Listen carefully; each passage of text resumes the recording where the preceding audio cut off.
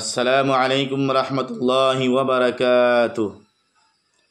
আলহামদুলিল্লাহিল ওয়াহিদিল কাহ্হার ওয়াসসালাতু ওয়াসসালামু আলান নাবিয়্যিল মুস্তাফাল মুখতার ওয়া আলা আলিহি ওয়া আসহাবিহিল আখিয়ার। আম্মা বা'দ। قال النبي صلى الله عليه وسلم من سمع الناس بعمله سمع الله بعسامي خلقه حقرا وصغرا أو كما قال عليه الصلاة والسلام। সম্মানিত দর্শক শ্রোতামণ্ডলী, আমি আজকে আপনাদের সম্মুখে তিন ব্যক্তির বিষয় নিয়ে বর্ণনা করব, যে তিন ব্যক্তিকে আল্লাহ পাক রব্বুল আলামিন কিয়ামতের দিন আল্লাহ তাআলার সম্মুখে দাঁড়ানো করবেন। আবু হুরায়রা রাদিয়াল্লাহু তাআলা আনহু থেকে বর্ণিত, নবী করিম সাল্লাল্লাহু আলাইহি ওয়াসাল্লাম বলেছেন, কিয়ামতের দিন তিন ব্যক্তিকে আল্লাহ তাআলার সম্মুখে দাঁড়ানো করবেন, আর এই তিন ব্যক্তিকে মুহতারাম সামনে প্রশ্ন করবেন। আর এই তিন ব্যক্তি কে কে? তার মধ্যে থেকে এক নম্বরে হচ্ছে শুহাদা, যে ব্যক্তি নাকি আল্লাহর রাস্তার মধ্যে শহীদ হয়েছে।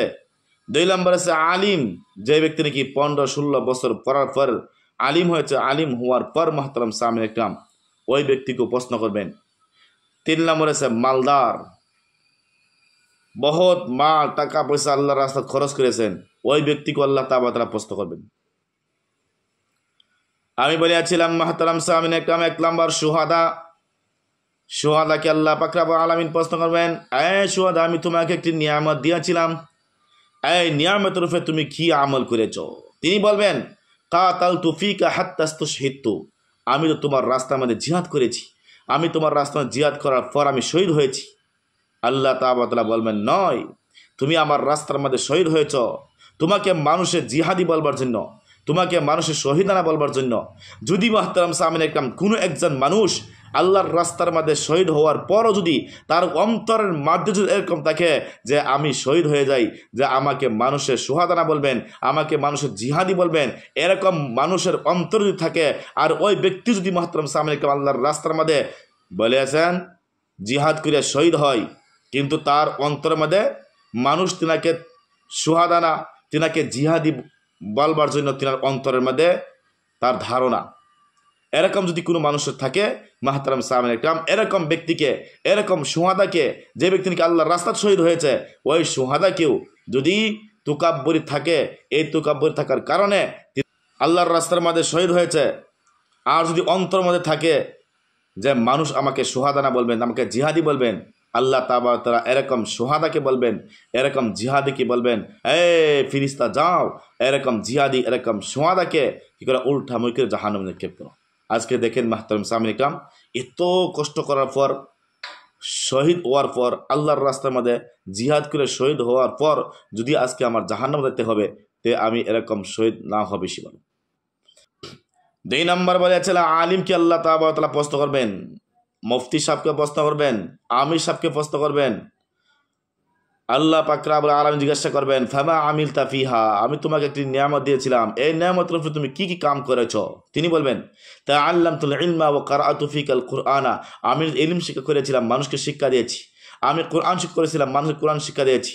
আমি মুফতিয়ানা পড়েছিলাম, আমি মাস্তা মাসাইল দিয়েছি, আমি মানুষকে শিক্ষা দিয়েছি। মুহতারাম সামিন একরাম বলেছেন আল্লাহ তাআলা, নয়, তুমি ইলম শিক্ষা করেছিলা, তুমি আলিম হয়েছিলা, তোমাকে মানুষে আলিম বলবার জন্য, তুমি মুফতি সাহেব হয়েছিলা, তোমাকে মানুষে মুফতি সাহেব বলবার জন্য, তুমি মুহতারাম সামিন একরাম তুমি মুফাসসির হয়েছিলা, তোমাকে মানুষ মুফাসসির বলার জন্য, তুমি মাদ্রাসা শিক্ষকতা করছিলা, তোমাকে মানুষের শিক্ষক বলবার জন্য।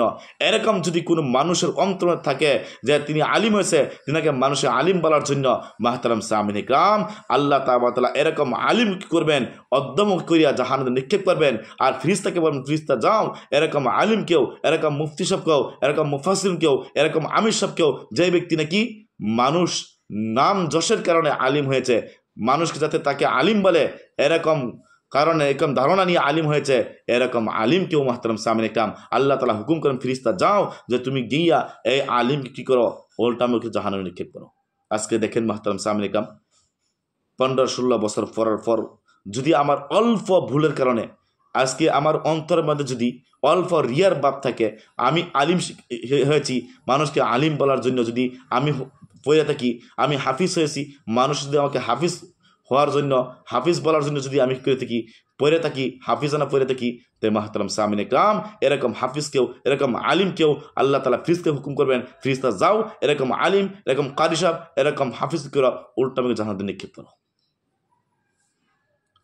3 নম্বর আল্লাহ তাআলার সম্মুখে দাঁড়ানো করবেন কিয়ামতের দিন, তিনি হচ্ছেন মালদার। আল্লাহ তাআলা মালদারকে প্রশ্ন করবেন, তোমাকে আমি যে নিয়ামত দিয়েছিলাম এই নিয়ামতের উপরে তুমি কি আমল করেছো, এই নিয়ামতের উপরে তুমি কি আমল করেছো? তিনি বলবেন, হে আল্লাহ, আমি তো তোমার রাস্তার মধ্যে আমি কি করেছি, দান করেছি।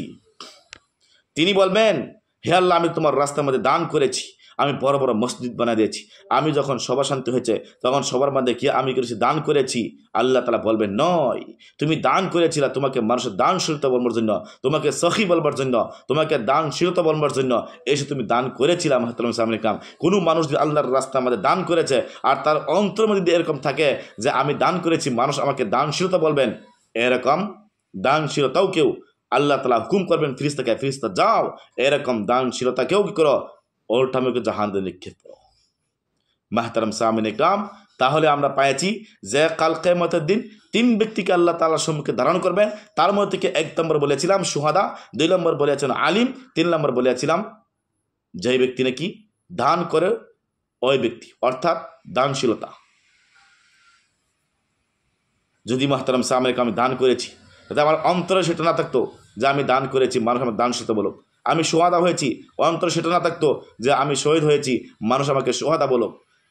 আমি মাহতারাম সামিন ইকরাম আলিম হয়েছি, আমার অন্তর সেটা না থাকতো যে আমি আলিম হয়েছি, মানুষ আমাকে আলিম বলুক, আমাকে হাফিজ বলুক, আমার কারি সাহেব বলুক, আমাকে কি মাহতারাম সামিন ইকরাম কারি সাহেব বলুক, আর আমাকে মুফতি সাহেব বলুক। এরকম যদি কোনো মানুষের অন্তরের মধ্যে আছে, এরকম মানুষকে মাহতারাম সামিন ইকরাম এই 3 ব্যক্তিকে আল্লাহ তাআলা ফিরিস্তা করবেন, ফিরিস্তা যাও এই ব্যক্তিকে কি করে, 3 ব্যক্তি করো, তিনারা নাম যশের কারণে তিনারা পড়েছিলেন, তিনি আলিম হয়েছিলেন, সোহাদা হয়েছিলেন, আল্লাহর রাস্তার মধ্যে আল্লাহর রাস্তার মধ্যে শহীদ হয়েছিলেন, আর মালদার হয়েছিলেন, মাল খরচ করেছিলেন, কিন্তু তিনাকে মানুষে মালদার বলবার জন্য তিনি মাল খরচ করেছিলেন, আল্লাহর রাস্তায় খরচ করেছিলেন। এরকম 3 ব্যক্তি করো উল্টামুখী জাহান্নামে নিক্ষেপ করো। সেই জন্য বলেছেন মাহতারাম সামিন ইকরাম যে এই পৃথিবীর মধ্যে, সেই জন্য বলেছেন বিশ্বনবী বলেছেন, লা ইয়াদখুলুনাল জান্নাতা মান কানা ফি কলবি মিসকালা যারাতিন মিন কিবার, যদি কোনো মানুষের অন্তরের মধ্যে হরিয় দানার বরাবর দিকে রিয়া থাকে, ওই ব্যক্তিকে আল্লাহ তাআলা জান্নাতে প্রবেশ করবেন না। আর যদি কোনো মানুষ নিজের আমলকে যদি মানুষের সম্মুখে জাহির করে, বলেছেন বিষ্ণু বলেছেন, মান সাম্মা আন-নাস বিআমালিহি সাম্মা আল্লাহু বিআসামি খালকি হাক্কারা ওয়া সাগগারা, যদি কোনো মানুষ নিজের আমলকে জাহির করে মানুষের সম্মুখে, কাল কিয়ামতের দিন আল্লাহ তাআলা তিনি যত লুকালুকে কাম করছিল সমস্ত দোষ কুটি আল্লাহ তাআলা মানুষের সম্মুখে জাহির করে দেবেন।